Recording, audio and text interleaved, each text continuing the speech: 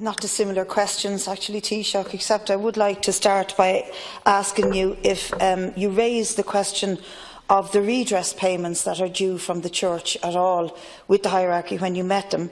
The latest figures we have show that 85 million out of 700 that was promised, €700 million that was promised by the Church to fund the redress board has been paid. That's 13% of what was committed to. So, and these are figures coming from the Controller and Auditor General's office. So did that come up at all in the discussion? And what did you say to them and what was their response? And just to reiterate, there is a considerable worry about the convergence of a number of events: the World Meeting of Families, which is to take place here in Ireland, the Pope's visit, which will be obviously a very high-profile visit, and the Eighth Amendment. And one doesn't have to be a rocket scientist to figure that there may be a connection between these three things, and that it might be wise to separate out the Eighth Amendment from the other two, and it might be only fair and just to a clear, unambiguous and balanced debate that can take place if these were separated out. And just to reiterate the question that was already asked, what did you discuss in terms of the timing of these events, these visits and this amendment? In relation to the Eighth Amendment, the Catholic Church gave their view, and their view is very clear, and I respect their view.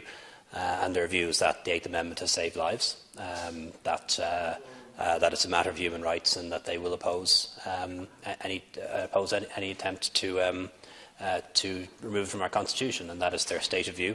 As a government, we said that we respected that was their view and understood that was the case. We also indicated that it was our intention, on foot of the Constitutional Convention's recommendation, that there would be a referendum on it, and that we'd be guided by the outcome of the all-party committee as to what the question would be and what the wording would be. In relation to referendums, it is not a government decision; it's a decision for the Oireachtas. And it is only the Oireachtas that can make a decision to hold a referendum. What the government did today was put out a timeline to work towards. People know that some of these referendums are in the pipeline for years now, and the government thought it appropriate now to set out a timeline that we can work towards, because a referendum is not just a case of having a referendum. You have to work back from a referendum, and you need, first of all, to have the wording.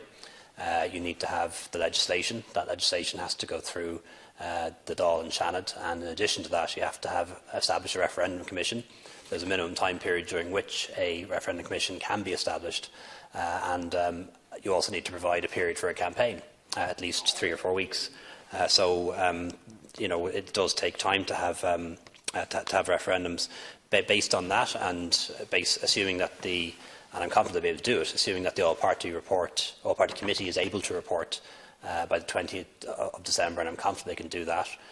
The earliest possible date that a referendum could be held would be May or June 2018, because of the need to have legislation going through the two houses, the establishment of a referendum commission, and also time for a campaign.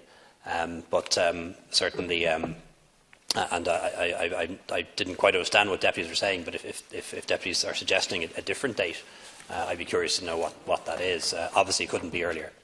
So if people are suggesting a later date, I'd certainly be interested to know if that was the case and to understand why. On terms of redress, yeah, absolutely. Redress was one of the topics discussed. And it was the view expressed by the government was that we would like to see the matter concluded. We would like to see a financial settlement that would involve, obviously, the payment of many millions of euros over to the taxpayer to help us cover the cost of compensation for people.